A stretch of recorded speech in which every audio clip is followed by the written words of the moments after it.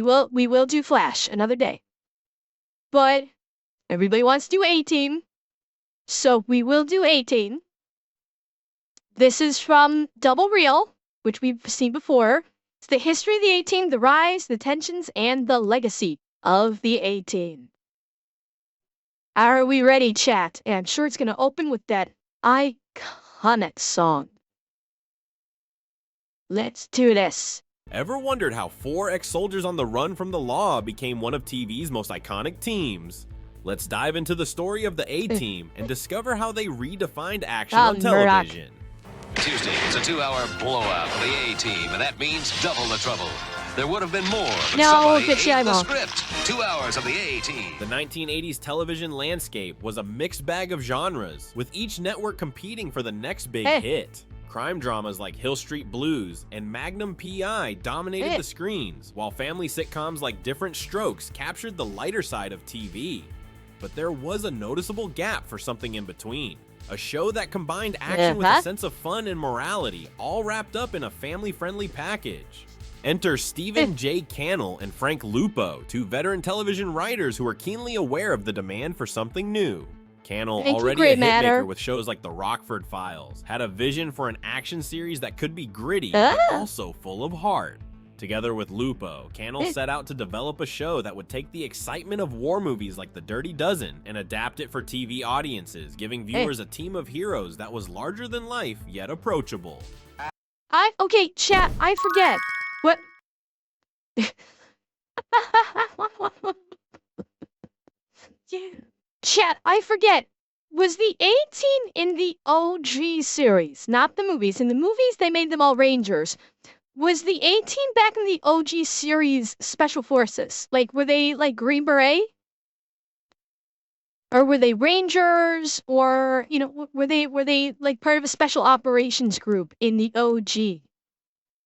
Like, yeah, they were Vietnam vets. I just can't remember if they were, you know, if they were a specialized unit. They were Green Berets? Okay. I had a feeling because it showed that one scene where they were all wearing their black hats. Wait, were they Mac v. Sog?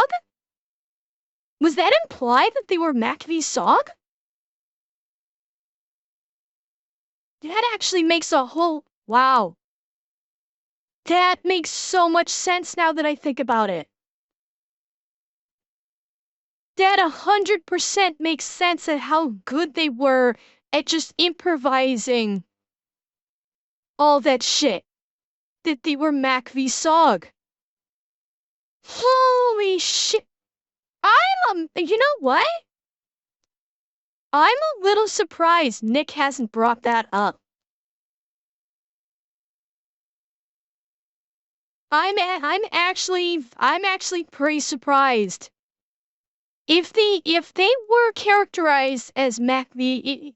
as Song, that Nick has not brought that up yet on one of his one of his episodes where he's talking about someone involved, any of the number of people involved in the organization.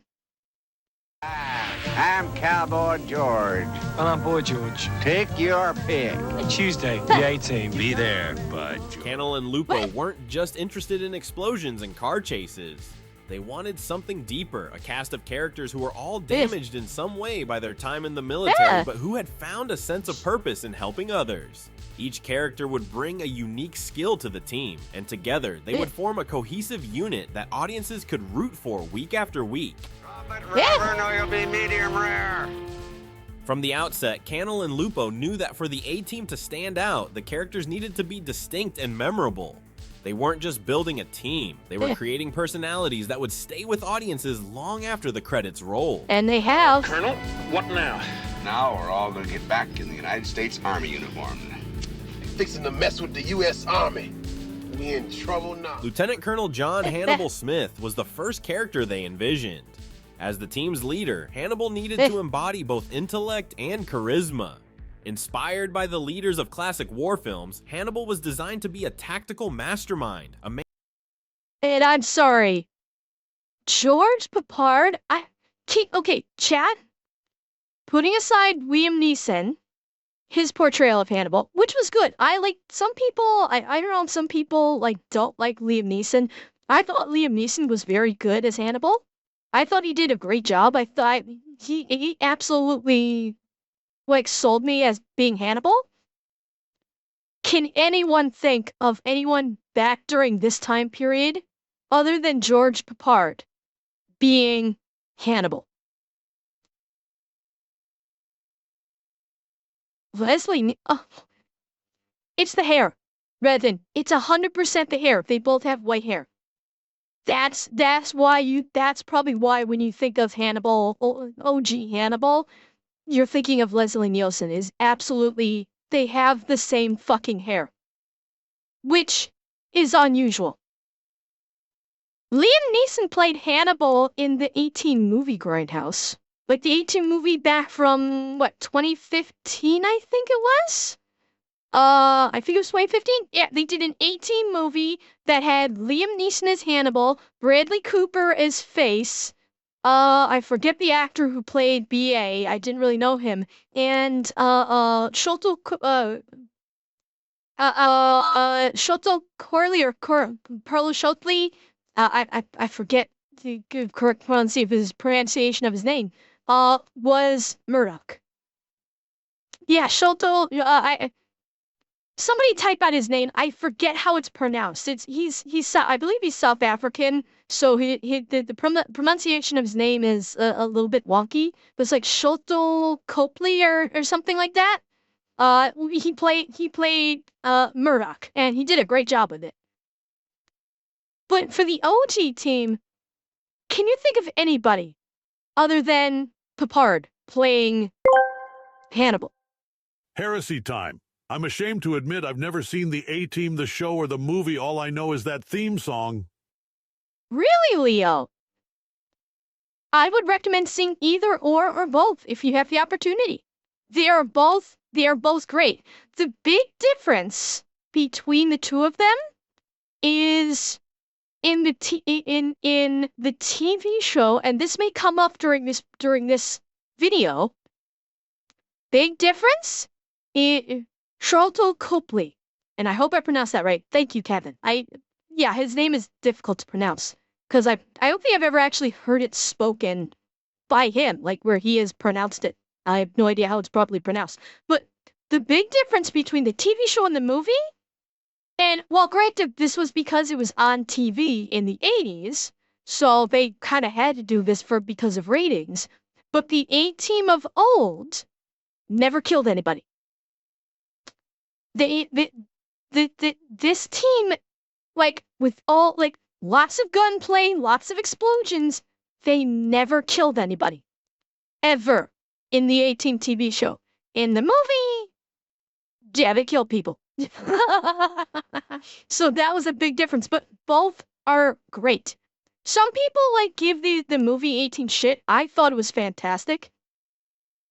I thought it was a lot of fun. It was exactly the movie was exactly what it was supposed to be. It was supposed to be a fun ride, and it was. And the A-Team TV show was just great. It was I consider the A-Team TV show to basically be a militarized version of MacGyver. And I can't remember if MacGyver came up before or after the A-Team. But whenever I think of the A-Team, I always think it's a militarized version of MacGyver. Because they did a lot of that. Man who always had a plan. Cannell saw him as a character who loved challenges and had a mischievous side. Someone who didn't just get the job done, but enjoyed the thrill of each mission. And casting George Peppard was a stroke of genius. Oh, that hurts. Oh, that hurts. How can you mispronounce the man's name like that? Oh, I'm guessing they used an AI voice for the voiceover, and how could it mispronounce the Peppard's net? Yeah, it's undoubtedly an AI voice, but you would think it's spelled, I'm pretty sure, Peppard. But that's painful. Peppard brought a gravity to the role, a veteran's experience that added authenticity to Hannibal. Known for his performances in films like Breakfast at Tiffany's, Peppard's film career gave him a Hollywood aura that added weight to Hannibal's character. But this gravitas also made him a strong personality on set, sometimes leading to clashes with his co-stars. Hey.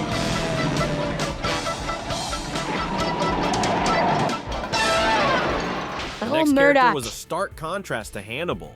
B.A. Baracus, short for bad attitude, was envisioned as the team's muscle, a tough-as-nails mechanic with a heart of gold. Wait.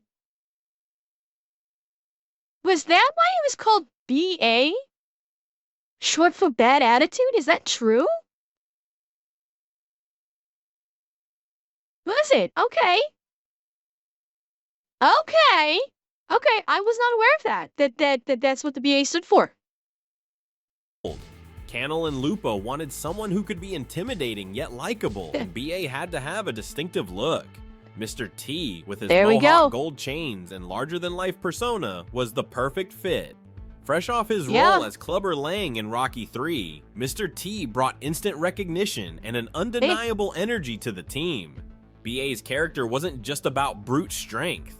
His fear of flying added an unexpected layer, bringing humor and vulnerability to a character that might otherwise have been just another tough guy. Okay, it's pretty funny how we keep seeing changes in the size of his mohawk. Did you notice that, chat? We're seeing consistent strength. Look at the length of his mohawk here. Added an unexpected layer, bringing humor and vulnerability to a character that might otherwise have been just another tough guy. This fear became a running gag, with Hannibal often finding ways to trick BA into the air, much to his frustration. How does Mr. T not have neck trouble with all that neck metal?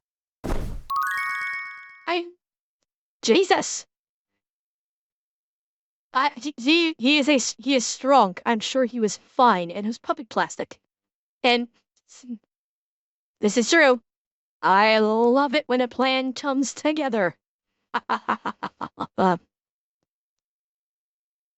Big hat for a big brain, Grindhouse. It's to contain my brain. It's just barely big enough. We in a plane? We in a plane? Don't panic. A plane? Take it easy. No Relax. Plane. Don't. Then there was Lieutenant Templeton Faceman Peck, the team's smooth-talking con man. Known simply as Face, he was a man of many talents, most notably his ability to acquire anything the team needed. Whether it was a military-grade vehicle or high-tech gadgets, Face could procure it. Cannell wanted Face to be charming and resourceful, the kind of character who could talk his way out of any situation. Dirk Benedict, who had already gained... Honestly, I do have to say, Dirk Benedict as Face was the least memorable of the characters for me. I very easily remember Hannibal, B.A., and Murdoch. Face wasn't as memorable to me as a character. Nothing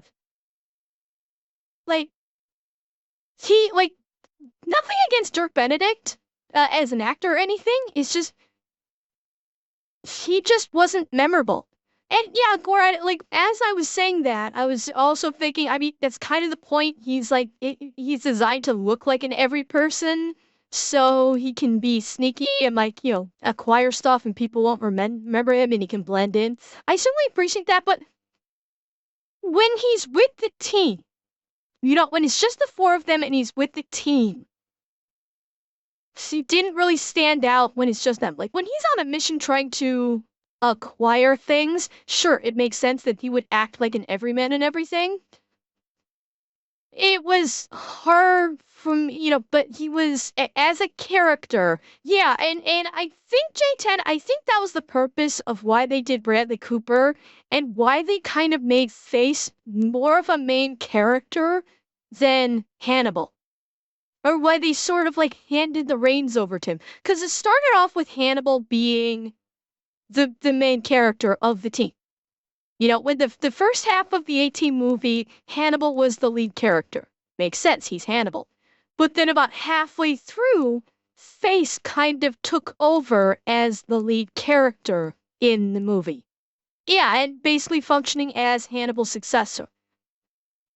So I think maybe they recognized this from the old TV show, and the movie they sought to sort of correct it and have Face sort of come into his own, which they did a very good job with. Fame from Battlestar Galactica brought an effortless charm to Face, making him both likable and slightly roguish. With his smooth-talking ways, he added a lighter, flirtatious element to the team's otherwise intense dynamics. Landed right in Lynch's military lap. That means we're pretty lucky we crashed. I love it when a plan comes together. Then there was Captain HM, Howling Mad Murdoch. The team's pilot, Murdoch, was a brilliant aviator with a few screws loose, so to speak. Cannell saw a few screws loose. Gamer. Murdoch was batshit crazy, and I loved him for it. I fucking love Murdoch. He's hysterical. He was batshit insane, and that's why he was so popular. And yes, he was Reginald Barclay. He was Barclay in Star Trek, chat. For those of you that don't know, Dwight Schultz played Reginald Barclay in Star Trek The Next Generation and Voyager. So he went on to do more than just the A-Team. Murdoch as a wild card, a character who brought a touch of insanity to the otherwise regimented team. Dwight Schultz, with his expressive face and comedic timing, brought Murdoch's eccentricities to life, giving the character a mix of comic relief and unpredictability that resonated deeply with fans. Schultz's portrayal of Murdoch was a hit with audiences. His zany antics and unusual perspective kept viewers guessing, adding an element of surprise to every episode.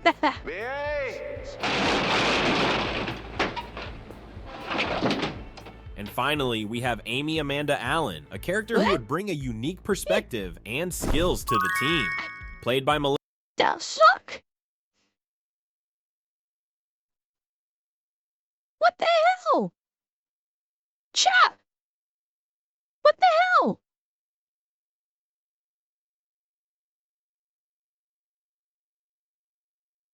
Seriously?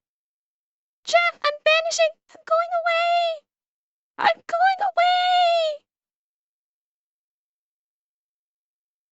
Now look what you've done! I'm gone! I've disappeared! I've disappeared! I will never be able to stream again! You made me go away! I've been absorbed into that! Oh, fuck. Betrayed by the bunk! I was betrayed by the bunk! Betrayal, I say! Betrayal! Linda Kalea, Amy was a resourceful and determined investigative journalist who became entangled with Hannibal and his team while searching for a friend. Unlike the rest of the team, Amy didn't— Chat?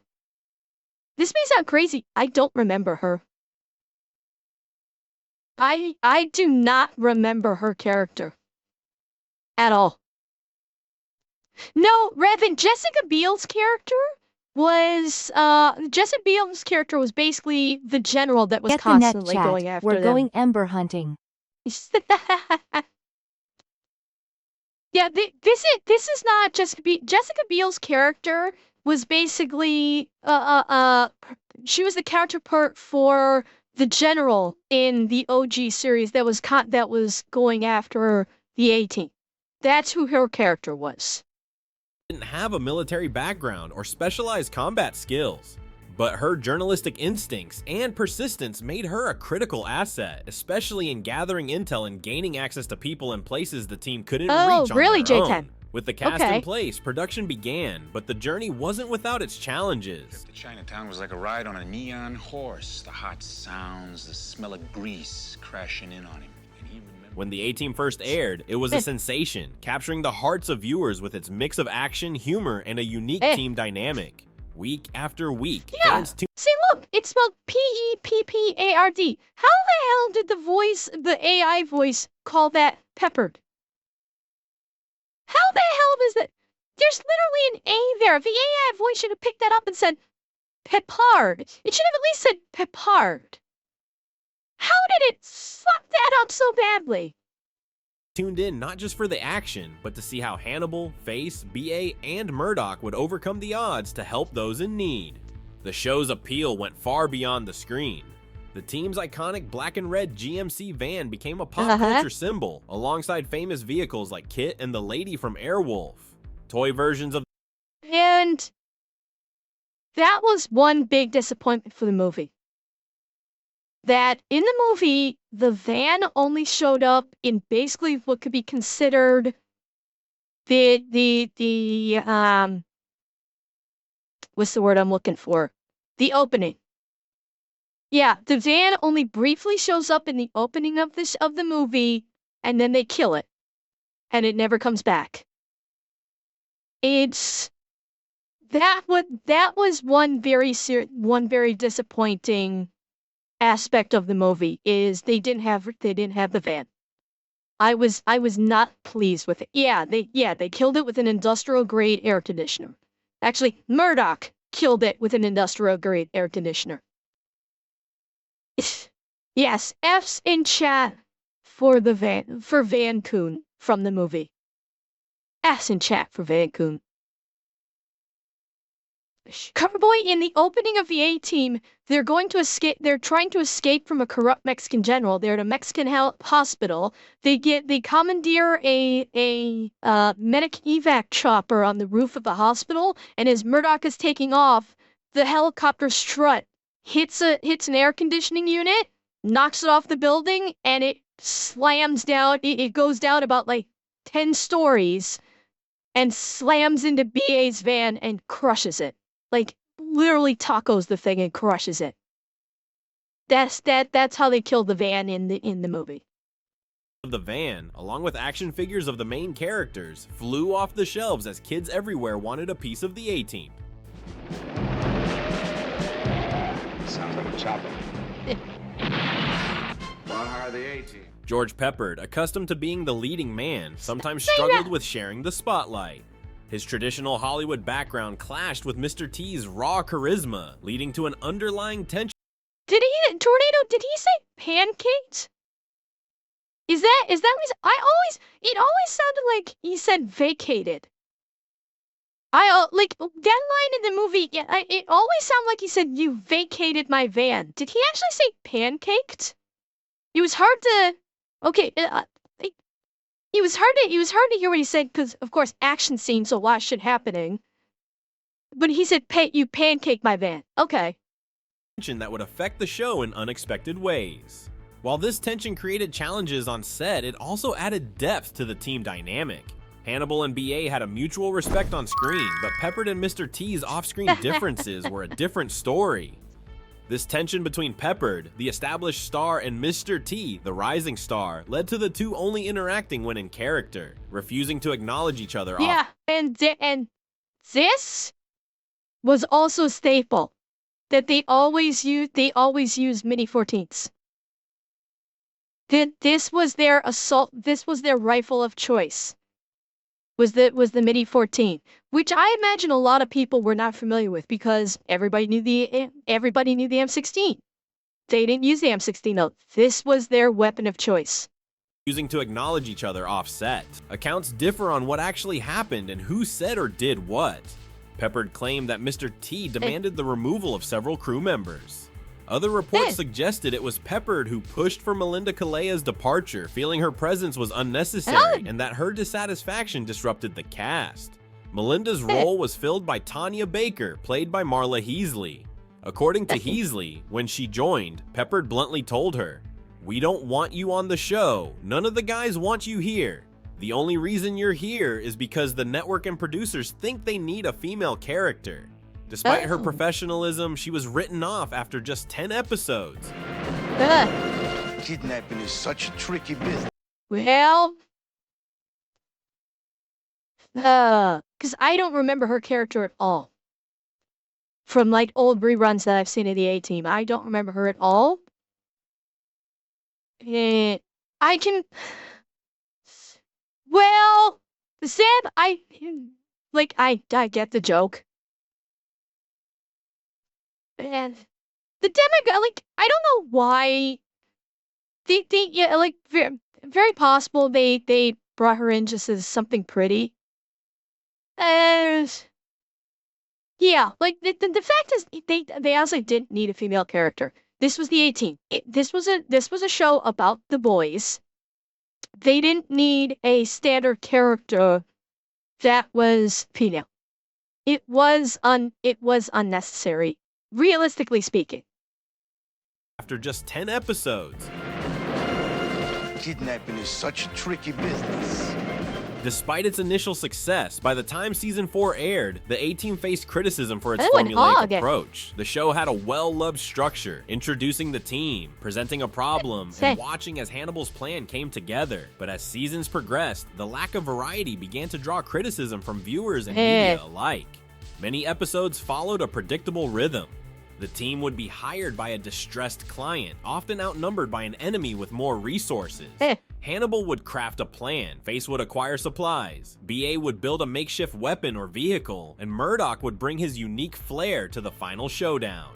This repetition, while comforting to some fans, caused others to lose interest as the novelty wore off. Facing declining ratings and increasing criticism, the producers... I do remember there was one episode that was not that format. There was one particular episode that I vaguely recall where the team actually got captured. That when the team was at like their hideout, they were doing PT, and then when they came back, they like drank milk. There was like a thing, they would all drink milk, and the milk was poisoned, and only Hannibal managed to escape, and the army like swooped in and captured them. And Hannibal had to put together a plan without his team to rescue them. That's kind of different from the stock form. Now, I can't remember what season that might have been out of. That's different than the formula that they're talking about here. Granted, I'm sure most of the episodes were that formulaic of somebody hires the A-team, they do a plan, blah, blah, blah. They did have some differentiating episodes, though, that were not that formulaic. Decided to take the show in a new direction for its 5th season. The story shifted dramatically. The team was captured by the government and given an ultimatum: work for the government under the strict command of General Hunt Stockwell, played by Robert Vaughn. This is who Jessica Biel's character was. She was doing the Hunt Stockwell character because he was hunting them during their part where they were on the run. So we were wondering, how did Jessica Biel's character in the movie fit in? She was basically this character. Yes, Matt, but you know what? It worked fine. Like, obviously it wasn't a one-to-one. Like, the movie obviously was not one-to-one with the TV show. But her character was not a general. They did not make her a general. They made her CID. Like that's what that was. They made Jessica Biel's character CID, which made sense that a CID officer was hunting the A-team. That did make sense because they supposedly killed a general, like Hannibal's former commanding officer. And when they escaped, Jessica Biel's character as CID was tasked with hunting them down. It made sense. She was fine in the role. I had no problem with her in the role. And she and Face also had a history. They had I think a romantic history together. And it worked. I thought it worked fine. I didn't consider it this was well before any of the DEI bullshit. Yeah, I don't know. I can't remember if she was scorned by Face or not. They did have a history together. But it worked. Again, this is long before the DEI, where basically basically taking not his specific role, but basically his archetype, the person that was hunting down the A-team, and making it her instead of him was fine. It worked. They did it. She was a badass, but she obviously could fail. So I thought it worked perfectly well. I thought she did well in the role, and it was still a lot of fun. exchange for the possibility of pardons. Despite the best efforts of the cast and crew, Season 5 would be the A-Team's last. In 1987, after 5 seasons and 98 episodes, the show came to an end. But even as the final credits rolled, it was clear that the A-Team had left an indelible mark on television history. The impact of the A-Team didn't end with the series finale. In 2010, the franchise was revived with a major film adaptation, bringing in a new cast to embody the iconic characters. Although, Face never wore a suit in this movie. This is a bit, obviously, this is so promo. He never wore a suit. The major film adaptation, bringing in a new cast to embody the iconic characters. Though the movie didn't fully capture the original show's charm, it reintroduced a new generation to the legendary team of mercenaries. I thought it did a fairly good job. Today, the A-Team stands as a reminder of 80s television at its best. The mix of action, humor, and heart made it a cultural icon. And as long as there are fans who love adventure and value loyalty, Bradley Cooper was the good casting for that. They all were good casting. Thanks for watching, and don't forget to subscribe for more awesome content. I'm honestly surprised that, they took away his gold. They did. I am honestly still surprised that they didn't equate the A-Team to MacGyver. Because they did a lot of what they did as part of the plan was MacGyvering. It honestly was. I'm really quite surprised that they didn't bring that up. I that pity they didn't the foo equate that crosses the A-Team. I did. This was a show from the mid to late 80s, and they adapted it for 2010, and they did a good job. They did a good job with it. The heart of what made the A-Team back in the 80s was present in the 2010 movie. And that's what mattered. They made changes, but that was his uniform. That was his Class A's, not a civilian suit. But I think the movie did a very good job of capturing the spirit of the 80s TV show. I think it did a great job with it.